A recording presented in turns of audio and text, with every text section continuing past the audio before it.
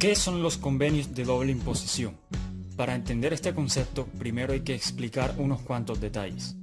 La doble tributación internacional se presenta cuando el mismo o semejante impuesto es percibido por varios estados, en virtud de un mismo presupuesto de hecho y para un mismo periodo de tiempo. Básicamente, al hablar de doble tributación, se hace referencia al cargo fiscal que se genera cuando se presentan las siguientes condiciones. Que exista un hecho gravable, el cual recae sobre la misma persona, sea natural o jurídica, el cual constituiría el sujeto del impuesto. Dicho hecho gravable debe estar enmarcado dentro de un mismo periodo tributario y debe existir similitud en relación con el impuesto aplicado. Este impuesto se cargaría no únicamente en el país o territorio al que pertenece el sujeto del impuesto, sino además en el territorio donde el sujeto mantenga actividades económicas causadoras del mismo. Esta doble imposición tributaria desestimula las relaciones comerciales entre los contribuyentes de cada país, porque quienes efectúan operaciones comerciales internacionales tendrán que soportar para una misma operación más de un tributo. En la actualidad, debido a la dinámica económica enmarcada dentro de los procesos de la globalización, la doble tributación representa dificultades a la hora de conectar economías entre estados. Es por esta razón que los países celebran tratados de doble imposición, con el objetivo de eliminar o aminorar la doble tributación de sus contribuyentes. Básicamente, los convenios de doble imposición representan mecanismos tributarios que permiten aliviar la carga fiscal, fomentando de esta manera la inversión y dinamización de la economía. La entidad encargada de regular los convenios de doble imposición en Colombia es la Dirección de Impuestos y Aduanas Nacionales.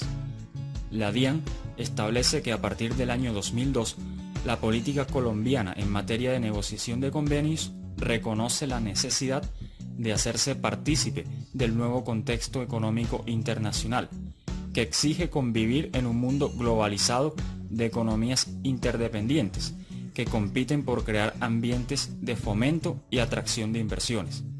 Es decir, una política enfocada a la remoción de obstáculos que dificulten la expansión de las relaciones comerciales. En este orden, la Dirección de Impuestos y Aduanas Nacionales, en conjunto con el Ministerio de Hacienda, ha realizado un esfuerzo para que el país cuente con una red de tratados significativa, que no solo incentive la inversión extranjera en Colombia o garantice su permanencia, sino que además estimule las inversiones de colombianos en el extranjero. Los principales acuerdos de doble imposición que tiene Colombia son los pactados con España, Chile, Canadá y Suiza, los cuales tienen como objetivo evitar la doble imposición y prevenir la evasión fiscal en renta y patrimonio. Cabe resaltar el acuerdo con la Comunidad Andina, compuesta por Perú, Ecuador y Bolivia, además de Colombia, ya que Venezuela no hace parte de esta comunidad. A este pacto se le llama el Pacto Andino de 1971 y tiene como objetivo evitar la doble imposición y prevenir la evasión fiscal. Cabe resaltar además los convenios que tiene Colombia con Alemania, Argentina, Chile y Brasil. En los convenios de doble imposición se pueden acordar mecanismos de compensación tributaria para evitar o contrarrestar el doble gravamen. Ejemplos de ellos son las deducciones, las exenciones y los créditos de impuesto, conocidos como tax credits. Para entender adecuadamente el concepto de doble tributación, debe tenerse en cuenta que existen dos clases de sujetos fiscales, los residentes y los no residentes. Los sujetos residentes se gravan sobre los ingresos mundiales, es decir, obligación limitada o total, y los sujetos no residentes solamente se gravan sobre sus ingresos y ganancias dentro del país. A esto se le conoce como obligación limitada. El residente se define bajo las normas fiscales internas del Estado. Generalmente, los países gravan al residente y a los no residentes a partir del monto de sus ingresos obtenidos dentro de la jurisdicción.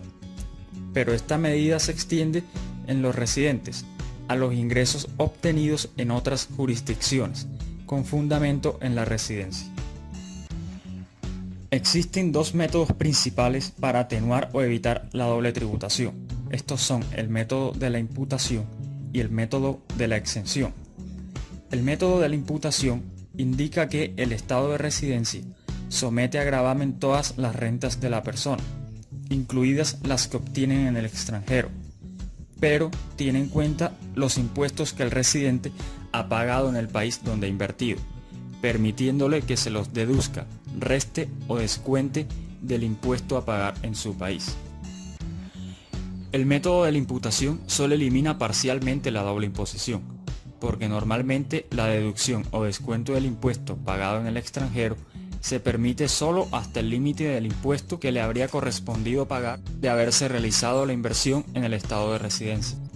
Por el contrario, el método de exención resulta más ventajoso para el contribuyente, porque en este el estado de residencia renuncia a su potestad tributaria frente a las rentas procedentes del estado de la fuente, es decir, permite a sus residentes excluir de la base las rentas obtenidas en el extranjero. Por último, el tax credit o crédito fiscal contempla un beneficio o descuento para los contribuyentes nacionales que perciban rentas de fuentes extranjeras, sujetas al impuesto sobre la renta en el país de origen, indiferentemente de que el país haya suscrito un acuerdo o convenio de integración económica.